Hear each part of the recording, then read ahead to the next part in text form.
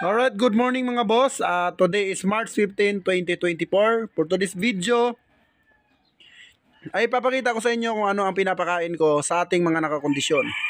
So sila po ay 13 days of conditioning na. So meron tayong platinum, meron tayong itlog, meron tayong wheat germ. Ayan. Yan yung Ito naman yung B12 kasi nasa 13 days pa tayo. So B50 pagka going to ano na. Yan naman yung Livimin GK pampagana. At para po yung gatas, no? Siyempre, kailangan din natin ng gumamit ng red cell. Yan, matamis kasi yung red cell na yan, parang honey, no? So, ito naman yung ating dextrose powder. So, yan po ang hinahalo ko sa mga patuka natin. Then, siyempre, meron tayong platinum at ready to fight na concentrate. So, nakababad po yan mga par. Ayan, babad na po yan ng 1 oras. So, binababad ko muna bago ko timplahan. So, kaya po medyo iba ang price ng ating mga ready to fight kasi ayan po yung gamit natin. At ginastusan po talaga yan. Dahil syempre, sa panahon ngayon, kailangan yung panglaban mo, bukod sa magaling, maganda, syempre nakakondisyon. Kasi pagdating sa basaan, lamang ka sa may alam. So, lamang ang may alam mga par. So, yan, ang ginamit ko lang dyan ay 1/4 ng 1/4 ng platinum kasi ang nakakondisyon natin mga idol ay 16 pieces. Yung tatlo doon ay sold out na at inintay na lang mag 21 days. So ayan, lagyan natin ng itlog ng RTL, no? Nilagyan ko ng itlog ng RTL. So ayan, hahaluin mo lang. Imimekos-mekos mo lang mga par, no? Yan, mekos-mekos lang, insan. Ayan. So ganyan po tayo magpatuka ng mga panglaban. Dapat kumpleto vitamins para sila ay ibibigay nila yung the best na palo na meron sila. Then meron tayong wheat germ. Ayan mga par. 2 kutsara lang kasi 16 pieces sila.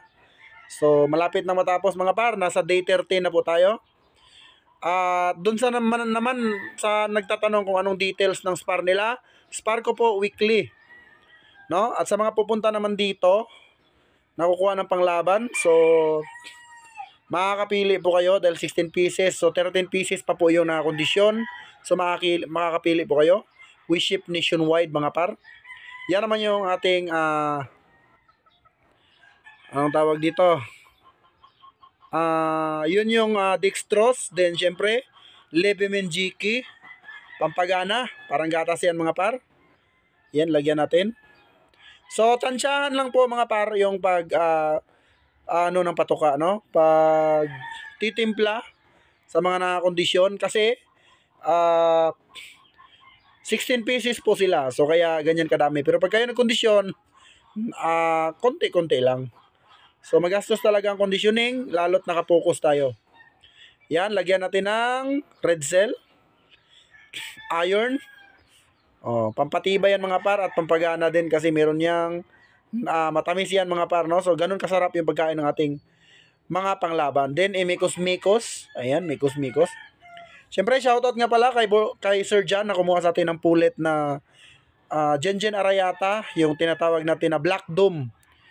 So after this video, magbablog naman tayo gamit ang ating mga pulet na available. Bablog ko rin yung aking kanawayo na putol na ang paa. Yun po ay 1 times winner. Then yung tornado hats ko na winner din. Trio by trio ang out, pair by pair, pwede din isahan. Pero mas maganda pag trio or pair para hindi kayo lugi kung kayo man ay Luzon, Visayas at Mindanao. So ayan, 2 kutsarita lang po mga par. So tansyahan lang mga par sa pagpapatuka ng ating mga manok. So tansyahan lang po, tatansyahin nyo yung katawan. Pag malaki, medyo konti lang ibigay mo. Pag maliit, damihan mo. So, ganun yan mga par. So, ipipicture ko sa inyo. Ayan, yan na po yung guide para pag nagkondisyon kayo, ayan na po mga par. So, let's go. Patukan na tayo mga par. So, tara. So, ayan, nahalo ko na. Napakabango niyan mga par. Ang sarap kainin. So, tignan mo, takam na takam yung ating nakakondisyon. Yan po mga par ay sold out na po yan. going to Valenzuela. Ayan, napakagwapo mga par. Sold out na po yan ha. Huwag nyo hanapin yan. Huwag nyo i-screenshot yan dahil meron na pong nagmamayari niyan.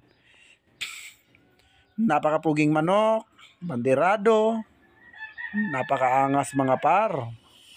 Ayan o. Then, ayan naman yung ating napakapogi. Ayan, ready to fight na yan mga par. O, tingnan nyo. So, ayan lang po. Dinalawa ko kasi medyo kulang pang niyang katawan.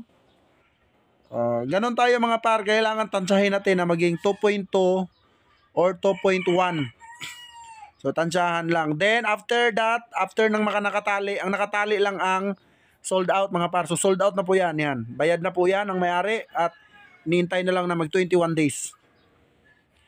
Siyempre, sa panahon ngayon, kailangan laging handa yung mga manok nyo. So ako kasi kung dati kinukondisyon ko tatlo-tatlo lang, so dumami yung client kasi marami po tayong napa-champion ngayong months na to. So maraming naubusan nung may mga tumawag, siyempre mga OFW tumawag. So wala nang naabutan yung iba. Shoutout nga pala kay sir, yung pumunta dito sa akin kahapon, kinuha yung aking kanawayon. Talagang napakabait ni sir at talagang hindi tumatawad, napakalupit na buyer mga par. Ayan, shoutout sa iyo sir, hindi na kita i-mention kasi nakalimutan kong itanong yung pangalan. So yan yung available natin mga par na Raptor sweater. Yang pinapakain ko lahat mga par, lahat po yan ay available except dun sa mga nakatali. Ito naman yung aking combination ng Boston ng Escolen at Kanawayon hats ng RRCN. So yan po yung combination, kaya siya po ay yellow legs, banderado siya, napakaganda ng mixture. So nagsama talaga yung Kanawayon at yung Boston. At napaka-accurate niyan, matalinong manok. Siyempre magandang sukat, 2 taon. So almost 2 years old to 3 years old lang po yung mga nakakording natin ha. So ayan po, 2 years old, Raptor sweater na dirty pit. Ayan mga par, tignan nyo naman kumain mga par. Okay? So yung mga katawan yan ay inuunti-unti kong palakihin. Hindi po mga bilog ang katawan yan mga par. Kasi sinasakto ko po ang katawan yan pagdating ng 20 days, bilog na po yan. Pero sa ngayon, 13 days, hindi pa po yan bilog. Okay, medyo may kawang pa po yan kasi kinokontrol ko pa yung katawan nila mga par. So bilang isang breeder na nagkukondisyon, dapat kailangan marunong ka mag-control. Kaya mong kontrolin yung katawan niya, palalakihin mo or papapayatin. Kaya nga tinatawag tayo na conditioner or conditioning kasi kaya natin kontrolin yung katawan ng ating mga manok. So inihipo ko po yan araw-araw. Tinitignan ko yung ng katawan kung umaabot na ba ng 2.2 or 2.1. So dapat hindi po tayo lalagpas sa 2.2. Ayan, Raptor po yan mga par at 2 years old na po yan. Napakaganda niyan mga par, super yan. So nasa day of 13 pa lang tayo, 13 days of conditioning. So hindi pa po ganoon ka bilog yung mga katawan nila at hindi ganoon kagaan, no? So pag nag 18 days na yan mga par to 19 days, dyan nyo na po makikita yung hipo niyan, matigas, bilog, magaan. Then ito naman yung 10 kinondisyon ko. So dyan nyo makikita yung Spartan ni Tata Ray. Ayan, Spartan ni Tata Ray, Briones, dyan mga Raptor. Then ayan yung talisay natin mga par na Jugod Gray na 2 years old white pit. So ayan, Raptor sweater natin angas. So yan yung black na yan ay 2 years old na po yan. Ayan po. Tata Ray Briones. Then ito 3 years old. Ayan. Yan 3 years old yan. Broodcock ko yan mga par. Ayan, broodcock ko yan. Nako, napakaganda niyan mga par. Super. Ayan. Then ito si Putol mga par. Ayan, putol na po yung paa niya. Ayan sa kaliwa. Sa kaliwa. Ayan po, 1 times winner. At i-out ko po yan kasama yung babae niya na 2. Pwede ding pair. Pwede din trio. So magsisimula kayo, simulan nyo na ngayon. Ngayon na mga par. Wala nang intro-intro. Kung magsisimula kayo, ngayon na. Joke lang. Pero pwede ngayon na kung merong budget. Yan ang ating Haney. Ayan, kasi nanalo na po yung isang Haney natin na nakuha last month. Then ito naman yung ating Tata Rave Rayones na Black Spartan. Nakakatakot itsura niyan at saka ang galing niyan maglaro. Pitix-pitix lang. Magaling yan magmekos-mekos mga par.